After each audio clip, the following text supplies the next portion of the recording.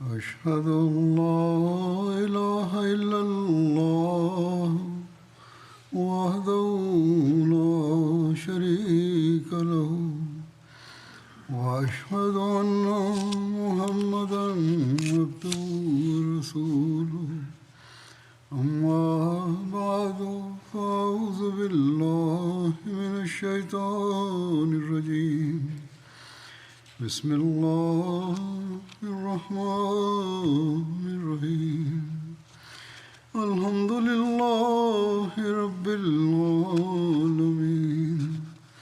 الرحمن الرحيم مالك يوم الدين إياك نعبد وإياك نستعين اهدنا الصراط المستقيم صراط الذين أنعمت عليهم غير المغضوب عليهم ولا الضالين.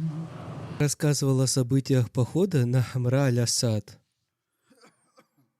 В связи с этим Хазрат Мирза Башир Ахмад, взяв за основу исторические книги, написал о событиях в Медине после возвращения с битвы при Ухуде и о событиях похода на Хамра аль-Асад.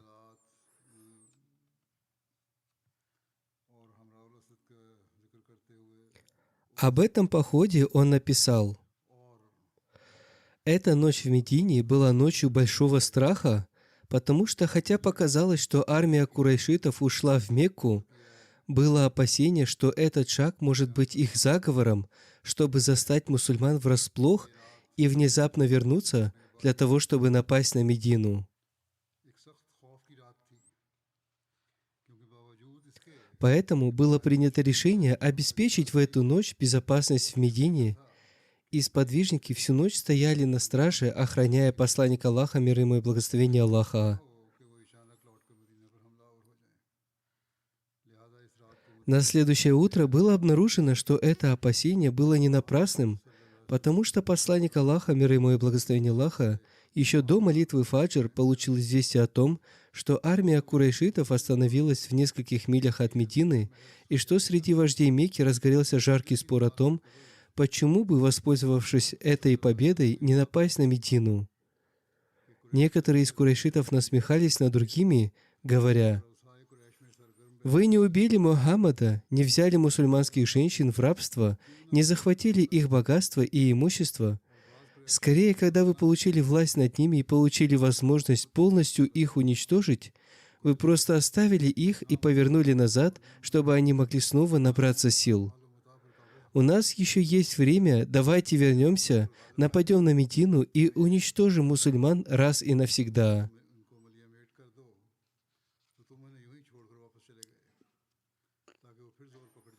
Другие из них оспаривали это, говоря: «Вы одержали победу, считайте это достаточной удачей и возвращайтесь в Мекку, чтобы нам не потерять достигнутое, и чтобы эта победа не обернулась для нас поражением.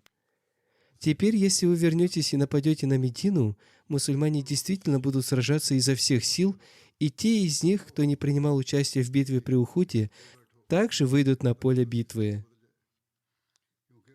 В конечном счете возобладало мнение более страстных людей, и курайшиты стали готовиться к возвращению в Медину. Когда посланнику Аллаха, мир ему и благословение Аллаха, сообщили об этих событиях, он немедленно объявил, что мусульмане должны подготовиться к походу, но вместе с этим он приказал, чтобы кроме тех людей, которые принимали участие в битве при Ухуде, больше никто не отправлялся с ними в этот поход. Таким образом, воины, которые приняли участие в битве при Ухуде, большинство из которых были ранены, с перевязанными ранами отправились в поход вместе с посланником Аллаха, мир ему и благословение Аллаха.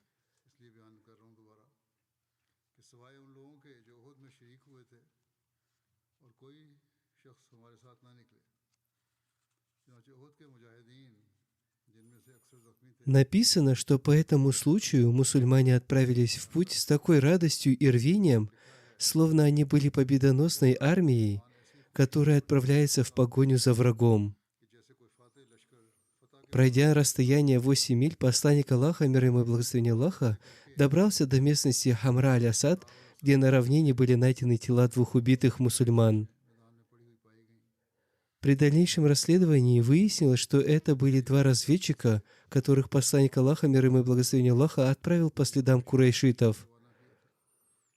Курайшиты казнили их при первой возможности. Посланник Аллаха, мир ему и благословение Аллаха, повелел выкопать одну могилу, и они оба были похоронены в этой могиле. Вечером того же дня посланник Аллаха, мир ему и благословение Аллаха, проинструктировал сподвижников, чтобы лагерь был разбит именно на этом месте. Затем он распорядился, чтобы костры были разожжены в разных местах по всей равнине.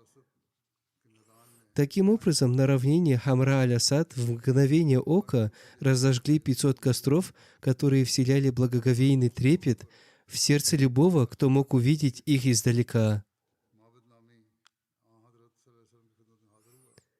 Вероятно, в этот момент перед посланником Аллаха, мир ему и благословение Аллаха, предстал вождь идолопоклонников из племени Хузаа по имени Мабад, и он выразил свои соболезнования по поводу погибших в битве при Ухуде, и после этого продолжил свой путь. На следующий день, когда он добрался до местности Рауха, он обнаружил, что армия курайшитов расположилась там лагерем и что уже ведутся приготовления для нападения на Медину, и он сразу же пошел к Абу Суфьяну и спросил его: «Что ты собираешься делать?»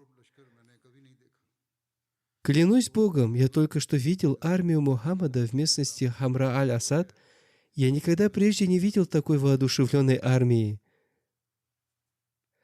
Они наполнены страстью и, сожалея о своем поражении в битве при Ухуде, собираются превратить вас в прах». Абу Суфьян и его последователи были так поражены этими словами Мабада, что отказались от мысли вернуться в Медину и немедленно поспешили в Мекку. Когда посланник Аллаха, мир ему и благословение Аллаха, получил известие о том, что войско курайшитов бежало таким образом, он поблагодарил Аллаха и сказал: «Это благословение Бога, что Он вселил страх в сердца неверных».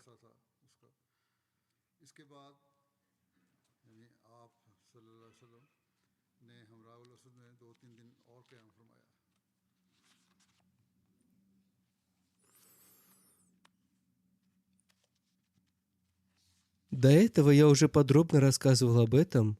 Сейчас я еще раз расскажу об этом более кратко.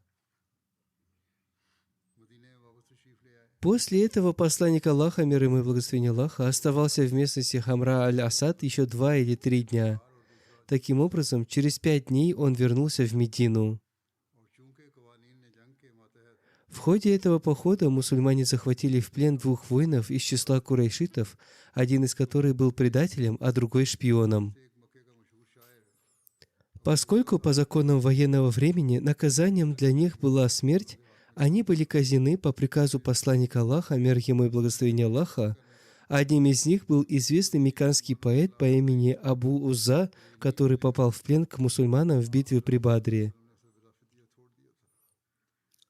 В тот раз посланник Аллаха, мир ему и благословение Аллаха, отпустил его без выкупа после того, как он попросил прощения и пообещал, что больше никогда не будет воевать с мусульманами. Однако он предал мусульман и снова принял участие в битве против них.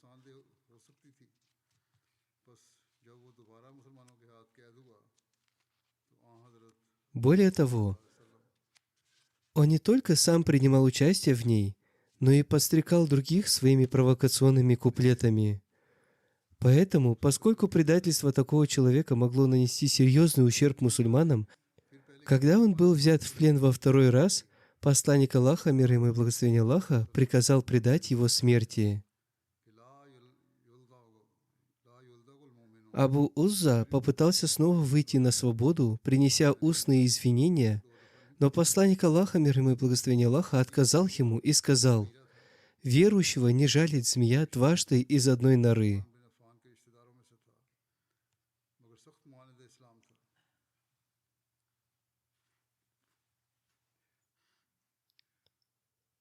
Вторым пленником был Муавия бин Мугира. Этот человек был из числа родственников Хазрата Усмана бин Аффана, но при этом он был явным врагом ислама. После битвы при Ухуде он продолжал тайно кружить в окрестностях Медины, но сподвижники заметили его, схватили и привели его к посланнику Аллаха, мир ему и благословение Аллаха. Хазрат Усман заступился за него, и посланник Аллаха, мир ему и благословение Аллаха, освободил его при условии, что он покинет город в течение 3 дней. В противном случае он будет казнен в соответствии с наказанием, которое полагалось лазутчикам. Муавия пообещал, что он уедет в течение 3 дней, но когда этот срок истек, а он, как и прежде, тайно бродил по Медине, его казнили. История не зафиксировала его мотивов, но то, что кто-то тайно оставался в окрестностях Медины, а затем пребывал там дольше установленного срока, несмотря на предупреждение, свидетельствует о том, что у него были опасные намерения. Весьма вероятно, что встревоженный и раздосованный благополучным возвращением посланника Аллаха, мир ему и благословение Аллаха, с поля битвы при Ухуде, он прибыл в Медину с какими-то недобрыми намерениями против личности самого посланника Аллаха, мир ему и благословение Аллаха, и планировал нанести внезапный удар с помощью заговора, организованного иудеями или идолопоклонниками Медины.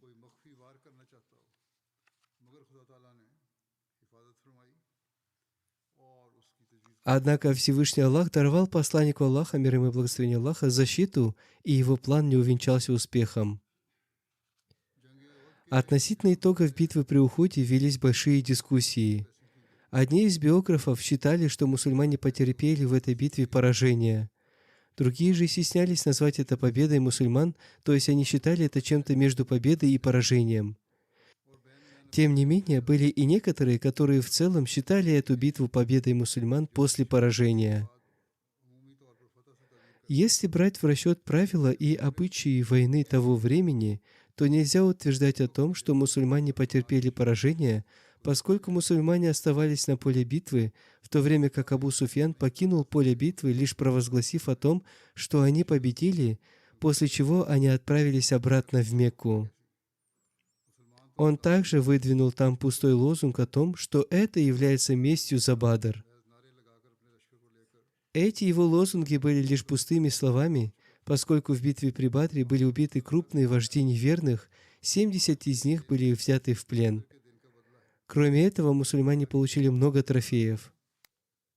Мусульмане, будучи победителями в битве при Бадре, согласно военной традиции, оставались там 3 дня, в то время как войско неверных бежало с поля битвы. В день битвы при Ухуде войско неверных не обрело всего этого. Могло ли это считаться местью за поражение в битве при Бадре? Поэтому в день битвы при Ухуде мусульмане не потерпели поражения. Да, после победы они внезапно подверглись нападению неверных и потеряли много людей, но несмотря на это, мусульмане продолжали оставаться на поле битвы. Тайная помощь удержала руки неверных от полной победы, и несмотря на то, что они одержали временную победу и нанесли ущерб мусульманам, они не смогли полностью уничтожить мусульман. Они покинули поле битвы, не достигнув успеха согласно традициям и обычаям военных действий того времени. Если мы посмотрим на преследование неверных мусульманами на следующий день в местности Хамра-аль-Асад, то битва при Ухуде предстанет перед нами в виде яркой и очевидной победы. Временное поражение мусульман в битве при Ухуде в итоге стало источником многих мудрых решений для мусульманских поколений поздних времен. Хазрат Мирза Башир Ахмад Сахиб в связи с итогами битвы при Ухуде написал: «Что касается постоянных итогов битвы, то битва при Ухуде не имела какого-то особого значения. Тем не менее, временно эта битва нанесла мусульманам определенный ущерб. Во-первых, на этой войне погибло 70 человек, некоторые из которых были одними из самых выдающихся сподвижников, и число раненых также было очень велико. Во-вторых, иудеи и лицемеры Медины, которые после битвы при Бадре испытывали некоторый страх, теперь осмелели. На самом деле, Абдулла ибн Убай и его сторонники открыто насмехались по этому поводу. В-третьих, курайшиты Мекки стали очень смелыми и в глубине души начали предполагать, что они не только отомстили за Бадр, но и в будущем, когда им удастся собрать силы и начать наступление, они смогут легко подчинить мусульман. В-четвертых, племена Аравии в целом стали смелее поднимать головы. Однако, несмотря на эти потери, очевидно, что победа в битве при Ухуде не смогла компенсировать ущерб, который был нанесен курайшитам в результате битвы при Бадре. В битве при Бадре все те вожди Мекки, которые на самом деле были самим духом национальной жизни курайшитов, были уничтожены. Более того, как говорится в Священном Коране, этот народ был вырван с корнем в истинном смысле этого слова. Более того, все это происходило от рук таких людей, которые с точки зрения очевидных средств были совершенно незначительны по сравнению с ними. В отличие от этого, мусульмане, несомненно, пострадали в битве при Ухуде, но эта потеря была совершенно незначительной и временной по сравнению с потерями, понесенными курайшитами в битве при Бадре.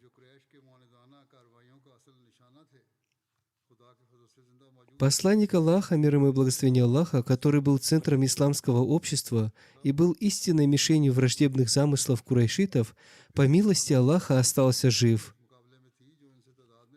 В дополнение к этому, все выдающиеся сподвижники, за исключением одного или двух, были в безопасности.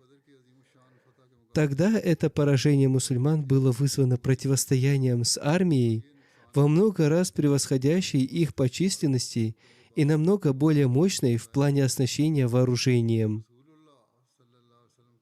Таким образом, по сравнению с великолепным триумфом в битве при Бадре, поражение при Ухуде было незначительным событием для мусульман, но в некотором отношении даже это поражение оказалось выгодным для мусульман, поскольку им стало ясно как день, то, что путь, идущий вразрез с волей и руководством посланника Аллаха, мир ему и благословение Аллаха, никогда не приведет к процветанию и благодати. Посланник Аллаха, мир ему и благословение Аллаха, предложил остаться в Медине и в подтверждении этого даже рассказал о своем сне, но они настояли на том, чтобы отправиться сражаться. Посланник Аллаха, мир ему и благословение Аллаха, расположил их на горном перевале и настоятельно повелел им ни при каких обстоятельствах не покидать своих позиций, однако, решив собрать трофеи, они покинули свои позиции и спустились вниз. Хотя эта практическая ошибка была совершена лишь небольшой группой людей, но поскольку человеческое общество связывает всех людей в единую цепь, следовательно, все пострадали в результате этой слабости, точно так же, как если бы была получена какая-либо выгода, то все бы разделили ее. Это очень важное правило. Иногда из-за слабости некоторых людей ущерб наносится всему обществу. То же самое относится и к пользе, которую обретает все общество. Сегодня во всем мире мы видим, как многие люди хорошо отзываются о нашей общине. В то время как 100% мусульман Ахмади не обладают тем высоким уровнем, которым они должны обладать, тем не менее, некоторые из них оказывают свое благотворное влияние, и благодаря таким мусульманам Ахмади люди считают нас хорошими людьми. Далее он написал: следовательно, если поражение в битве при Ухуде было причиной страданий в одном отношении, то оно также послужило полезным уроком для мусульман в другом отношении. Более того, несмотря на то, что им пришлось пережить это ранение, мусульмане продолжали мчаться к своему конечному пункту назначения, подобно грандиозному потопу, который наталкивается на барьер, а затем с еще большей скоростью устремляется в противоположном направлении к достижению своей цели. Хазрат IV халиф обетованного Мессии в одной из своих речей сделал анализ событий после битвы при Ухуде, выделив некоторые важные моменты. Первое. Не было лучшего шага для удаления чувства поражения у мусульман, как вывести их снова на поле битвы против неверных. Второе, то, что посланник Аллаха, мир ему и благословение Аллаха, не позволил свежим силам в виде молодых воинов, ранее не принимавших участие в битве, сопровождать его, поистине доказывает то, что посланник Аллаха, мир ему и благословение Аллаха, никогда не уповал на внешние средства. Он был верен своим притязаниям и уповал только на своего владыку. Он верил, что Всевышний Аллах всевластен оказать ему помощь. Третье. Этим своим решением посланник Аллаха, мир ему и благословение Аллаха, утешил своих сподвижников, стопы которых были лишены стойкости в битве. Он проявил полную уверенность и доверие к ним, считая, что они не являются отступающими, а напротив, что они были вынуждены поступить так перед возникшими перед ними неожиданными и тяжелыми обстоятельствами. В истории человечества не было ни одного примера, когда командующий полностью доверился бы своим воинам, подобно посланнику Аллаха, мир ему и благословение Аллаха, в то время как несколько часов назад многие убежали с поля битвы, кроме некоторых из них. Четвертое. Доверие и уверенность посланника Аллаха, мир ему и благословение Аллаха, оказалось верными на 100%. Это не было его эмоциональным решением. Это доказывается тем, что все участники битвы при Ухуде без исключения присоединились к посланнику Аллаха, мир ему и благословение Аллаха, в этом крайне опасном походе на Хамра аль-Асад с большой решимостью и рвением. Некоторые из них не могли даже ходить из-за своих ранений, но никто из них не отвернулся, сказав, что этот поход равносилен самоубийству. Никто из них не возражал, что они один раз уже едва спасли свои жизни и теперь хотят снова оказаться в пасти врага-тирана, поскольку это неразумно. Решение посланника Аллаха Мухаммада, избранника, мир ему и благословение Аллаха, преследовать врага на следующий день после битвы явилось великим благом для его сподвижников. Такого блага никогда не было оказано ни одним из командующих. Посланник Аллаха, мир ему и благословение Аллаха, этим своим решением моментально исцелил дух своих воинов. «О Аллах, благослови Мухаммада и народ Мухаммада, и ниспошли благословения и мир на Мухаммада. Воистину Ты преславный и достохвальный». Пятое. Последующие события доказали, что посланник Аллаха, мир ему и благословение Аллаха, совершил свои действия не вследствие своего психического и эмоционального настроя, а напротив, они оказались очень эффективными с точки зрения военной тактики. По этой причине враг воздержался от еще одного уже более серьезного нападения и вернулся назад в состоянии сильного страха вместо торжества своей победы. Благодаря своему мудрому решению и действию, посланник Аллаха, мир ему и благословение Аллаха, без дальнейших потерь добился многих великих благ и пользы. Кроме этого, если мы посмотрим на военную стратегию посланника Аллаха, мир ему и благословение Аллаха, мы можем увидеть его совершенную и удивительную военную стратегию в качестве командующего армией. Однако посланник Аллаха, мир ему и благословение Аллаха, не обладал статусом командующего. Напротив, он обладал статусом вождя нравственности и духовности, знамя которой было вручено ему Всевышним Аллахом. Это был его важнейший статус. Он проявлял постоянное усердие в том, чтобы знамя высокой нравственности развивалось как можно выше, и это его усердие было постоянным и в мирное, и в военное время. Он оберегал это знамя и днем, и ночью. Враги снова и снова старались нанести ущерб ему и его сподвижникам. И иногда они смогли нанести им мучительные физические удары, но несмотря на это, он никогда не позволял упасть этому знамени высокой нравственности, чтобы враг смог нанести ему ущерб. Несмотря на все эти обстоятельства, везде можно было увидеть его высочайшую нравственность. Даже в то время, когда посланник Аллаха, мир ему и благословение Аллаха, получил очень серьезные ранения, это знамя развивалось высоко. Оно развивалось в его руках с удивительным величием, даже в то время, когда вокруг него один за другими падали раненые и ставшие мучениками сподвижники. Одним словом, усердие посланника Аллаха, мир ему и благословение Аллаха, и его сподвижников в проявлении высокой нравственности с огромной силой и мощью продолжалось и в битве при Ухуде. Великий победитель, посланник Аллаха Мухаммад, избранник, мир ему и благословение Аллаха, в каждом нравственном сражении обрел великую победу. Он вышел из страшных потрясений, которые могли разрушить даже самые прочные здания нравственности, живым, невредимым и успешным. Хазрат обетованный реформатор в связи с этим написал: «В битве при Ухуде победа мусульман очевидно обернулась их поражением. Тем не менее, эта битва позволяет утверждать, что посланник Аллаха, мир ему и благословение Аллаха, был прав, ибо в этой битве исполнили все пророчества, сделанные посланником Аллаха, мир ему и благословение Аллаха, до этого. Мусульмане были победоносны в начале сражения. Любимый дядя посланника Аллаха, мир ему и благословение Аллаха, Хамза пал, сражаясь. Полководец неприятельской армии был убит в самом начале битвы.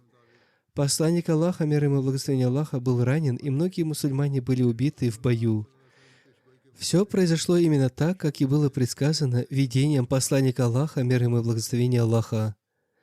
Помимо исполнения пророчеств, эта битва доказала преданность и самоотверженность мусульман. Их поведение во время битвы было столь показательным, что затруднительно было бы отыскать другой подобный исторический пример. Хазрат Обетованный Реформатор, рассказывая о том, что битва при Ухуде является грандиозной победой мусульман, и о том, как после этой битвы посланник Аллаха, мир ему и благословение Аллаха, возобновил свою миссию по воспитанию и обучению мусульман, сказал: «Много мусульман было убито и ранено в этой битве. И все же нельзя сказать, что битва закончилась поражением мусульман. Примеры, которые мы привели, доказывают это. Они показывают, что битва при Ухуде была такой же победой для ислама, как и все другие. Мусульмане, которые обращаются к страницам своей ранней истории, читая о битве при Ухуде, могут найти утешение и вдохновение до судного дня». В Медине посланник Аллаха, мир ему и благословение Аллаха, вернулся к выполнению своей миссии. Он вновь занялся обучением и воспитанием своих последователей, но, как и прежде, совершению им его трудов чинились препятствия. После Ухуда иудеи стали вести себя более вызывающе, и лицемеры вновь подняли головы. Они возомнили, что искоренение ислама им по силам, и он находится в их власти. Единственное, что им следовало теперь сделать, это сосредоточить свои усилия. Соответственно, и иудеи начали использовать новые методы. Они распространяли кощунственные оскорбления в стихах, чтобы тем самым уязвить посланника Аллаха, мир ему и благословение Аллаха, и его семью.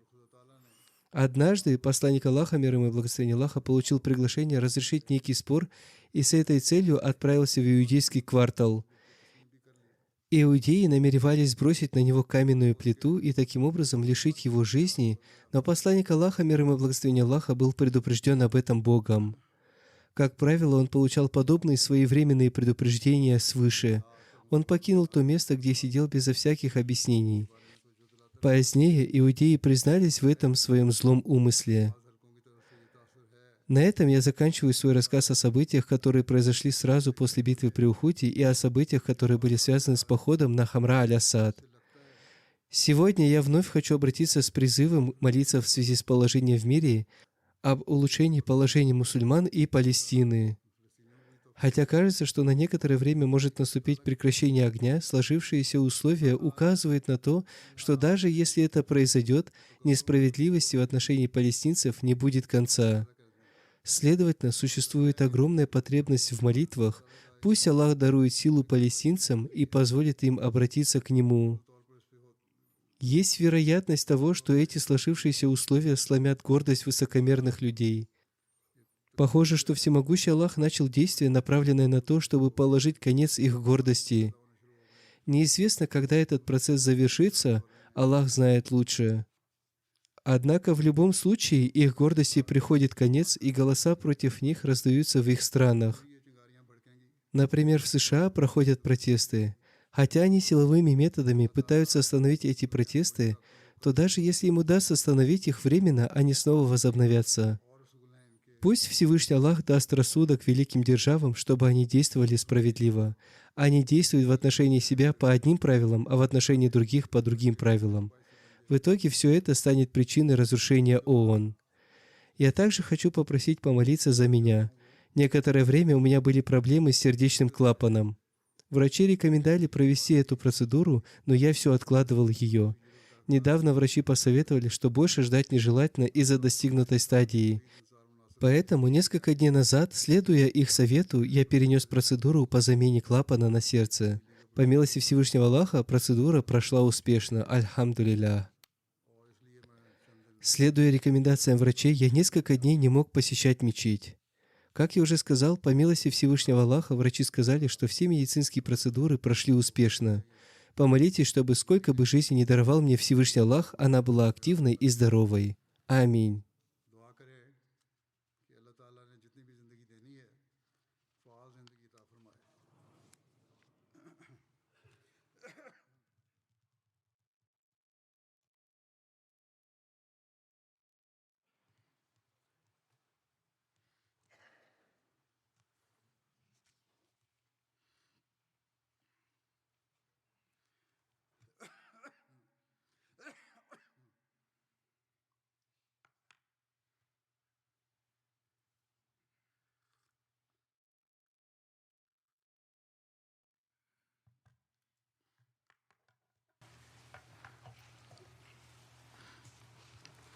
الحمد لله الحمد لله نحمده ونستعينه ونستغفره ونؤمن به ونتوكل عليه ونعوذ بالله من شرور أنفسنا ومن سيئات أعمالنا من يهده الله فلا مضل له ومن يضلل فلا هادي له ونشهد أن لا إله إلا الله ونشهد أن محمدا عبده ورسوله عباد الله رحمكم الله إن الله يأمر بالعدل والإحسان وإيتاء ذي القربى وينهى عن الفحشاء والمنكر والبغي يعظكم لعلكم تذكرون اذكروا الله يذكركم وادعوه يستجب لكم ولذكر الله أكبر